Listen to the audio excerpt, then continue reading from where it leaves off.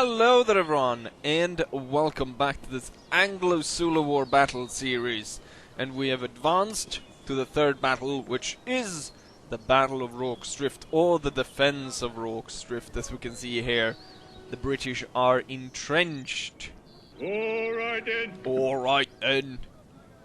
Nobody told you to stop working. And the mod has actually two special units, which is from the movie Zulu, which is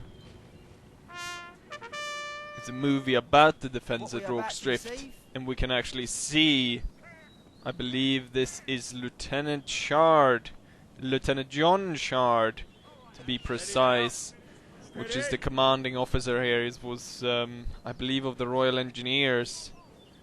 And then we've got Bromhead over here, played by Michael Caine. Go take a closer look there. Ah, yes.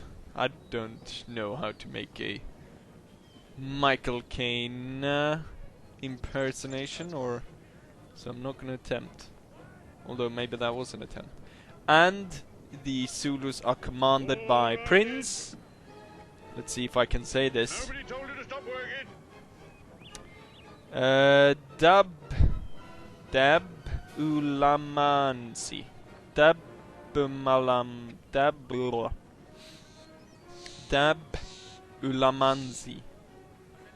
Ka Mapade. Pande. Prince, anyways. And as I mentioned in one of the earlier battles, he was in charge of the reserve force which the Zulus have, which were about 4,000 men. And obviously they were a bit bummed that they were not part of the glorious battle at Isandlwana, where they won, and they then would seek glory by attacking a entrenched fortified position here by the British, which is gonna prove quite the disaster for them. I have decided to bring along some troops from Isandlwana. We can see here, I believe we've got some fire going on here, but you can see here that we've got some troops that have stolen some or looted some muskets and some uniforms. Now I'm playing against the AI, but the AI seem to be testing my defenses on and off. As we can see here, they're just letting this unit to walk forward into the fire. So they're testing out how well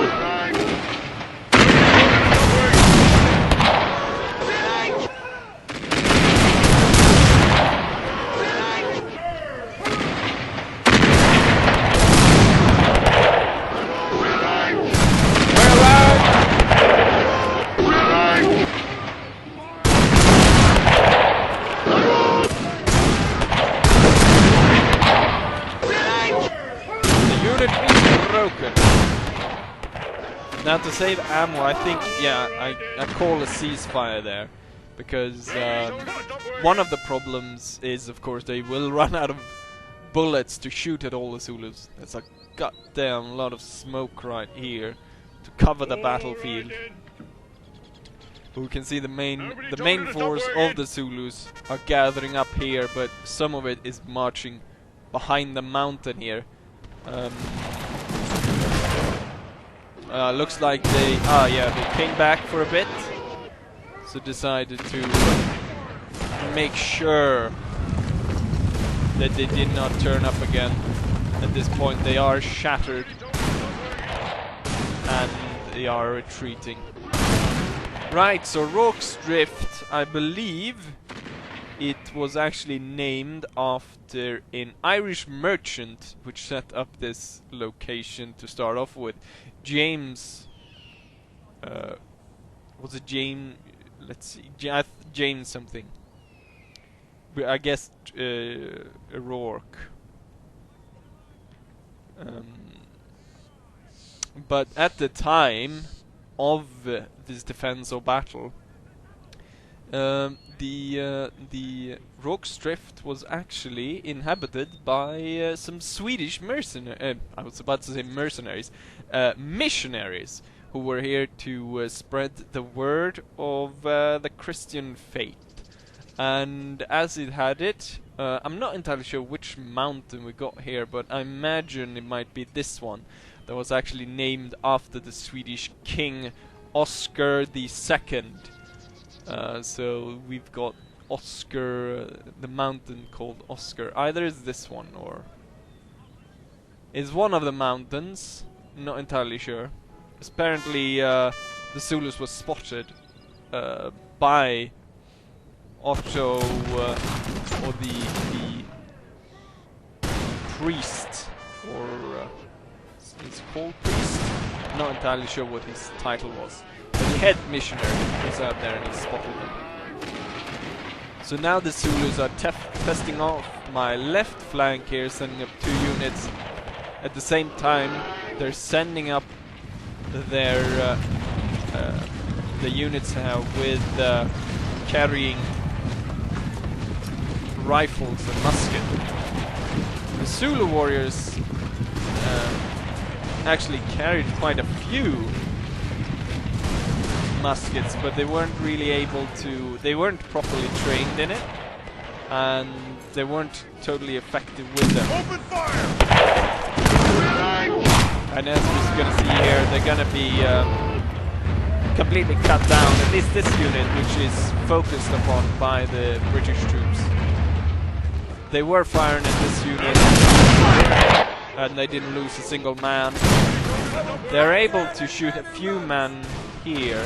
You can see 3 have fallen because we're not focusing on them. Closing in here, I'm gonna go ahead and go into slow-mo. I actually find a similar problem as the British did here, where they're advancing on the hospital house that was used as a hospital. It's actually not that good to occupy. I didn't occupy the houses for 2 reasons. Mostly, this one at least, is because it doesn't have a lot of good firing holes. So we got 2 people in each, meaning 6 people can fire through here, which isn't a lot compared with this house, which actually have quite a lot of. Pick up the bayonet and help Williams. Yes. And put your tunic on! Ah, put your tunic on! Lines from the movie. Zulu from 1960 something. I can't exactly remember. Anyway, so I find myself in a problem here where the Zulus, on several occasions during this battle, are actually able to advance unhindered here through sort of a blind spot that this creates. And so I decide to occupy the house. Soon we're gonna have to fall these 2 units back. There's a lot of stuff going on at the same time, so that's why I'm doing this in slow-mo. And we can also see hints of Zulus coming up here, but there's a mismanage of the AI's resources, and so they do not do a simultaneous attack here. One thing that I might want to address here is the fact that for the Zulus, I've decided to field the appropriate amount of troops, which is about 3,000 to 4,000 men. I've decided to field the higher number of these, so there are actually 4,000 Zulus here. Although in historical terms, there were only Pick up the bayonet and help Williams. And put your tunic on! And put your tunic on! I've decided to retreat charred into this house as the Zulus are streaming through here, and I'm having to retreat back. They're not actually going to take the house, but they're going to attack and destroy 2 of my companies here. So as you can see, did I say how many British there were? There were about 150 of them, a bit more. Maybe 156, something like that. And that would only give me 2 units, which wouldn't be really fair, so I've upped the scale here. So we're talking about maybe, I think I have 600-700 British troops fielded here on the battle. Gonna form square with this one, which gonna look particularly cool. I think I'm gonna go ahead and stop commenting and just look at the fighting, and we can speed it up so we hear the bullets and everything. We can see here they're coming in close, and I'm forming square with this unit. Right, let's...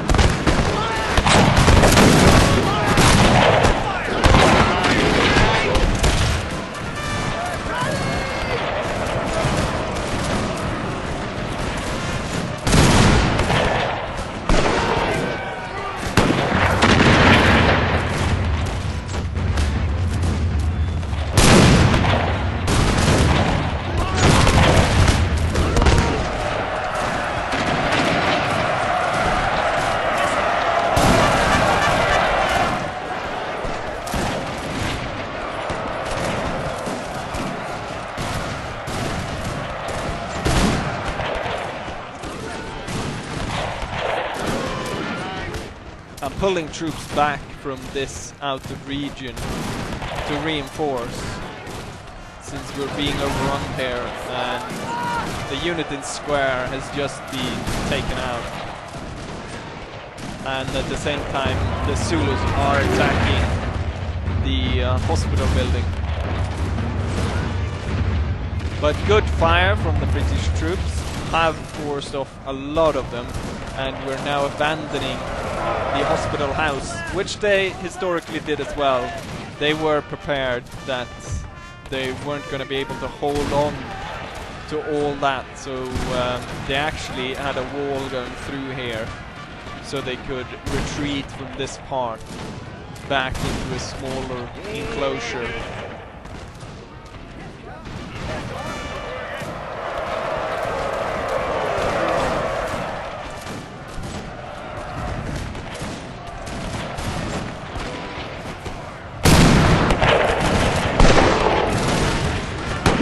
Hold the line!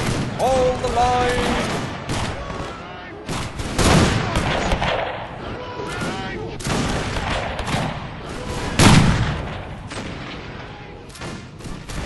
I've got to plug one of my other videos in this. So if you haven't seen it, I've made a mountain blade machinima of this battle, which is probably one of the videos that I've put the absolute most effort into. So that's definitely something you should go ahead and find on my channel. It's probably under my machinima playlist, probably the first one to be correct here.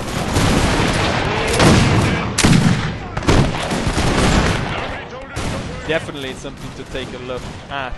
Also, I should mention that all links to mods and stuff can be found in my playlist. If they aren't, then you go ahead and leave a comment, and I will put the links there. Sometimes, of course, we get a bit lazy.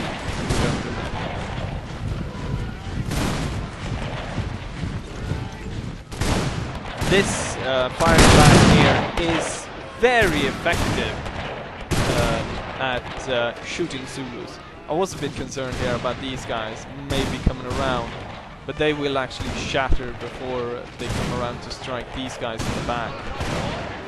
Color Sergeant Bond! They take a lot of these snippets of sounds from the movie. The movie, of course, is something else you probably should watch at some point as well. I'm retreating from the house to move the troops out. to facilitate the amount of rifles I can put, or the amount of bullets I can put downrange at the Zulus as they are advancing.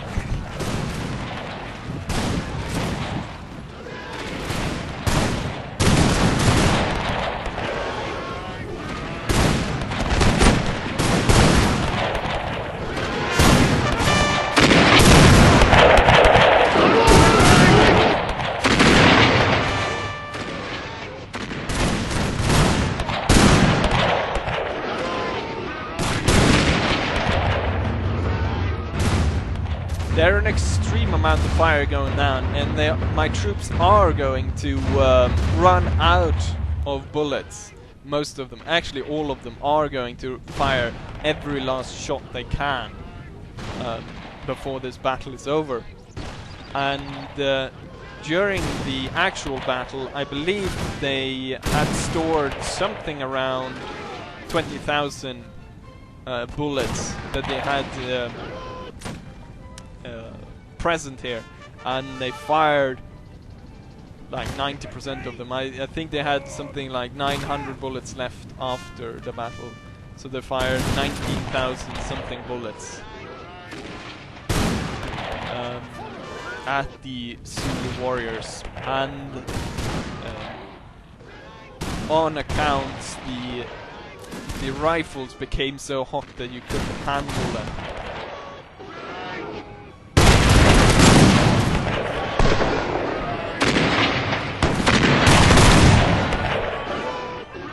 The Zulus, once again, as we can see here, are trying to come around the hospital house in the sort of blind spot there to attack us. The AI, of course, not very clever, which is thankful for me. If I played against a human player, he could have easily just swarmed me, surrounded me, and then swarmed me with the 4,000 quite quickly.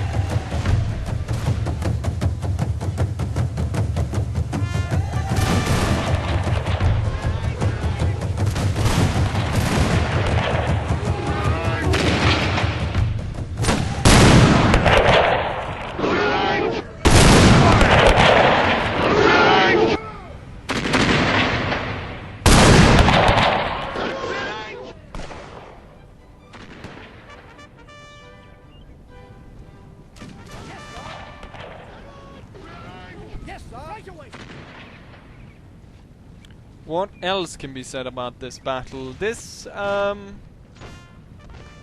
We could talk a bit about the Victoria Crosses, which they were awarded quite a few of them. Not the most though. I believe that, or as stated in my notes, that, let's see, the most ever received in a single action by one regiment. This is Rorke, so there were the most Victoria Crosses received by one regiment in one action, although the most in a single action, or the most in a day, was actually during one of my other battle series, which is the battle series of the Indian Rebellion of 1857, and it's the second relief of Lucknow in 1857. They gained 28 Victoria Crosses that were awarded there. I think, correct me if I'm wrong, that to receive a Victoria Cross you have to go into, basically go into a situation where you knowingly have a survival rate of something like 10%, so there's a 90% chance you will die, and most of the Victoria Crosses are in fact awarded post-mortem, I believe. And so both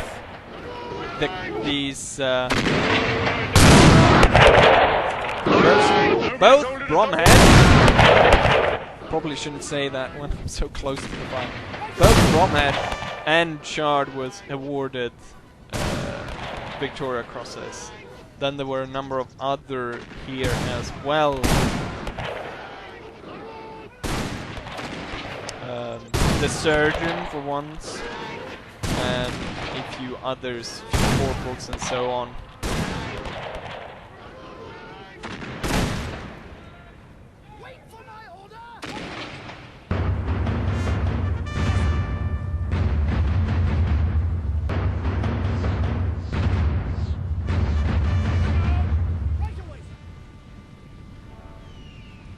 I'm actually reading here in my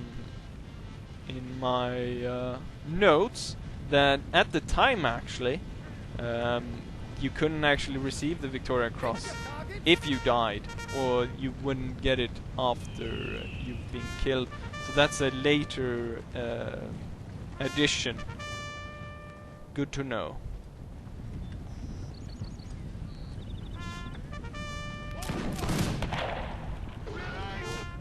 And at this point I've run out of bullets for all units except for Bromhead's squadron, which is gonna shoot as many bullets here into the UV flycatchers as they're retreating.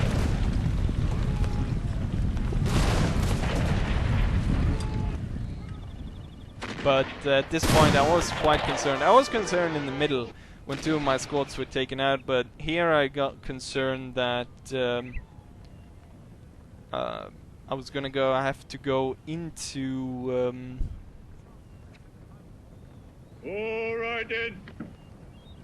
go into melee combat, which would be a problem against the Zulus, since they are quite a lot stronger. So I'm trying to shoot as much as possible at the enemy.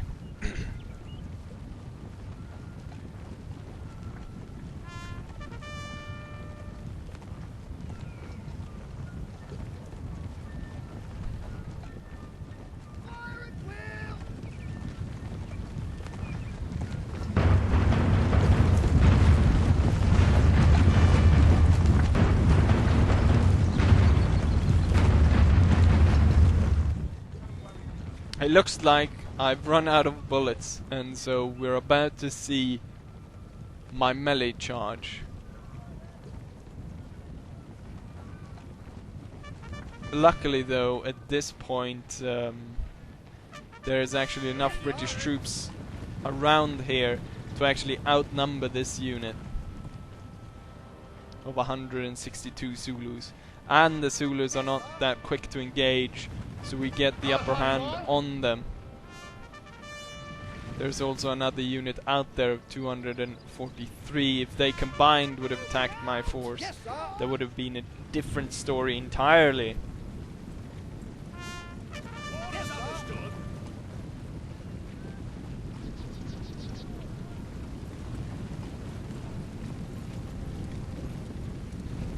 And we're coming close. Here comes the charge!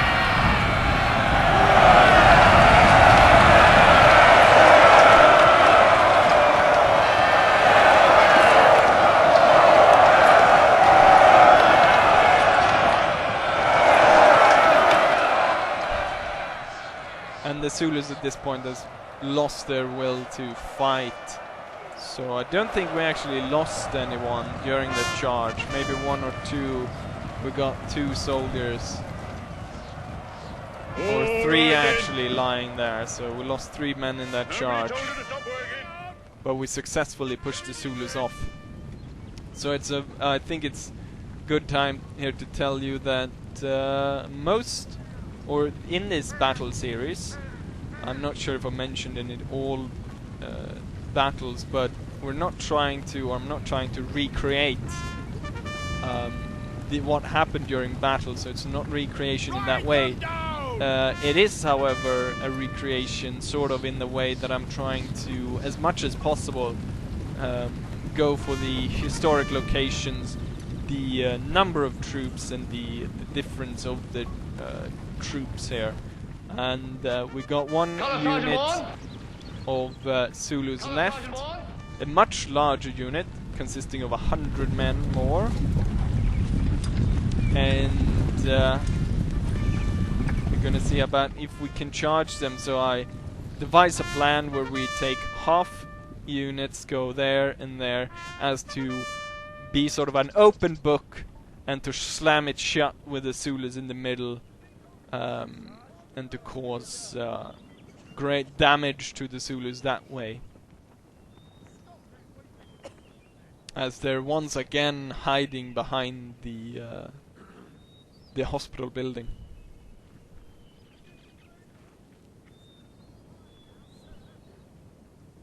And we got this quiet before we launch into our plan. Colour Sergeant Bourne. Colour Sergeant Bourne! All right then. Form a flying platoon! Nobody told you to stop Men on the working. rooftop and there's nothing to fire upon.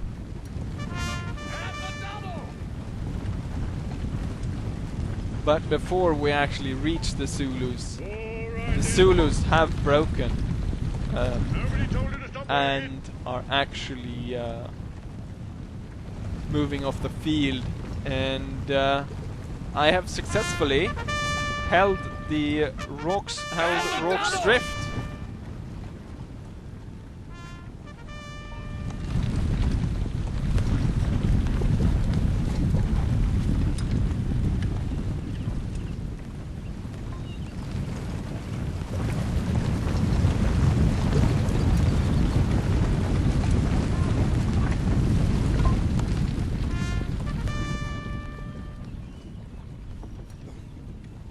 We can just take a look here at how many Zulus are lying dead all across the field here. Not entirely sure how many, but I did make sure that there were actually 4,000 of them fielded here, which is not that hard since each unit contains 300 men and you have 20 slots, so 10 slots, which is half, would account for as much as 3,000, and then you wouldn't need that many more. There might have been a bit of a difference since I decided to get some of these Zulu snipers, as they're called in the game. The ones here we can see that has stolen or looted some red coats.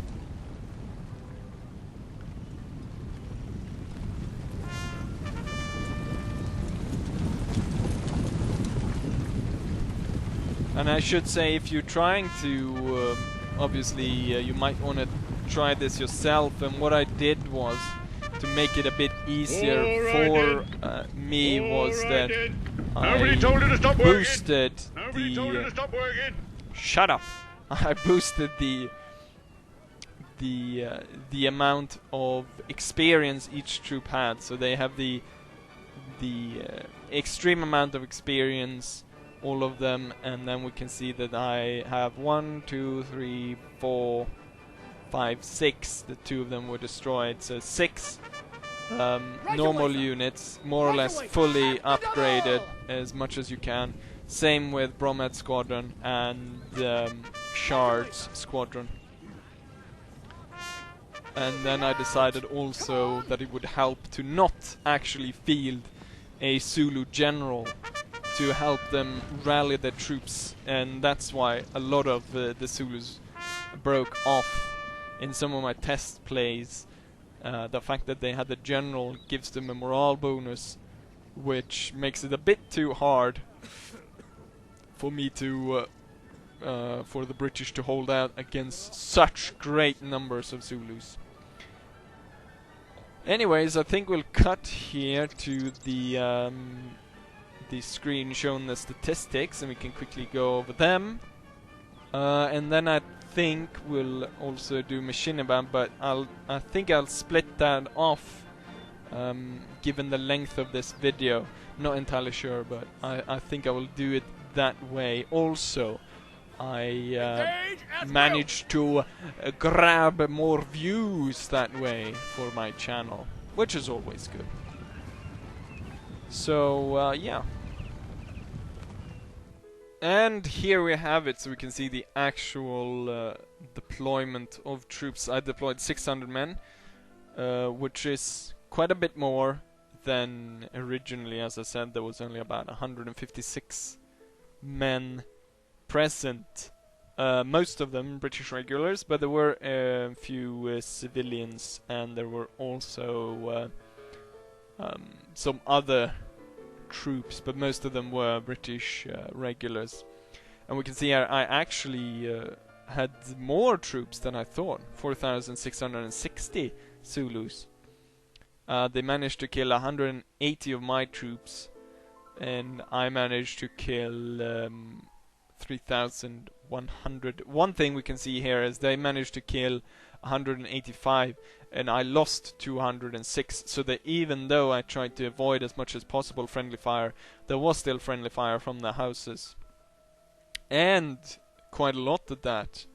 21 men fell, which is quite a lot. And then we can see the actual unit statistics there. So I've got 1, 2, 3, 4, 5, 6. As I said, you can see here they've got as almost the highest amount of chevrons as possible. There's one here with 6. And we can see a number of kills here. We got this unit which managed, they lost 2 men, but they killed almost 600 Zulus. Bromhead's squadron killed 400. He, of course, is the one that squadron that had the most bullets left at the end.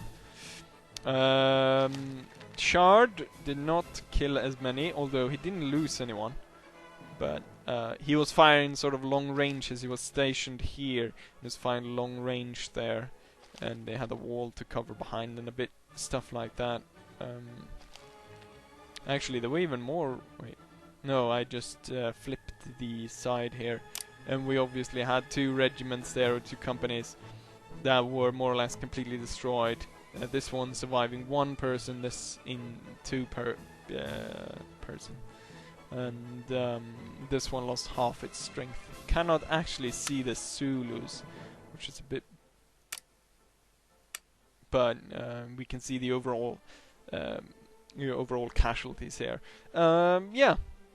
So that's that. I hope you enjoyed this Battle of Rorke's Drift, and hopefully I'll see you guys for the next one. Bye!